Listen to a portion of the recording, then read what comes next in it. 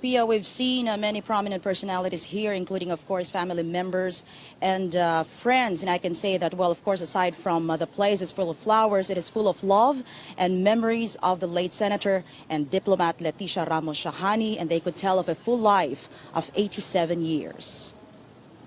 Families and friends were the first to visit the wake, including her older brother, Fidel Ramos. The former president believes his sister was a cut above the rest. She was our pambato, better than the others. You may not know it because it's not well announced. Shahani's eldest son says his mother devoted much of her life as a public servant. Her mother defended the country and served the country over and above the family. My mother was isa sa pinatapat at loyal na Pilipino, tinangbayan. Mom would sacrifice everything for the country. Former President Noynoy Aquino recalls Shahani was a key voice in government when she was Foreign Affairs Undersecretary. She stood up and spoke for the truth at the time when it was very costly to do so, especially for somebody in government.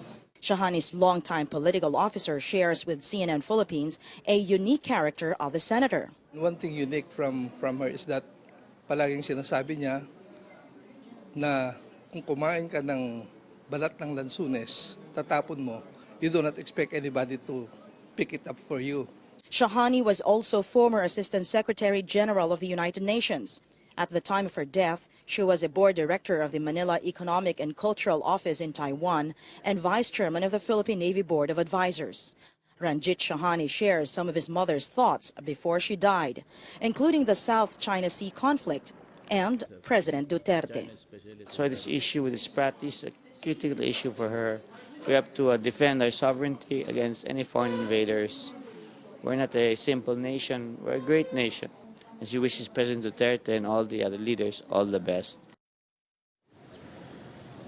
Meanwhile, tomorrow there will be necrological services at the Senate in the afternoon, and then the remains of Shahani will be brought to the Cosmopolitan Church in Manila.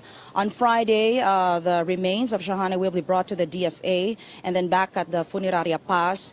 In the evening, the whole weekend, the remains will just be here at the Funeraria Paz, and then on Monday, there's a scheduled private viewing for the family, and then the body will be cremated also on Monday. Pia.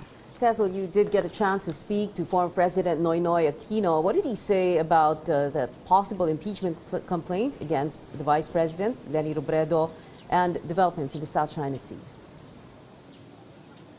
Okay, first on the impeachment of Vice President Leni Robredo, Aquino said that this is something that the Liberal Party has not really fully discussed. Well, for one, the impeachment grounds are not so clear to them, and that they're also asking lawmakers to at least first consult their constituents and not decide based merely on their political leanings. Let's listen in. Sana lalo natin sa mga kinatawan, tanda natin, yung titulo nga kinatawan, kumakatawan ka sa mga mamamayan, sana yung posisyon na magiging panukala mo, kumakatawan doon sa mga sinasakupan mo. And now on the issue of the South China Sea conflict, what Aquino said is that this issue really has a huge impact on the country's sovereignty and economic stability of the country.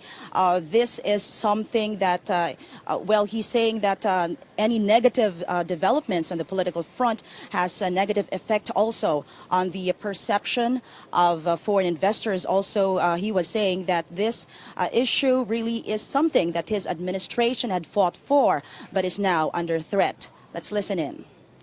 Yung sinulong natin interest natin doon sa arbitration, siyempre lahat tayo nababahala. Nasa kabilang coastline na natin ngayon yung pinoproblemang incursion ng China.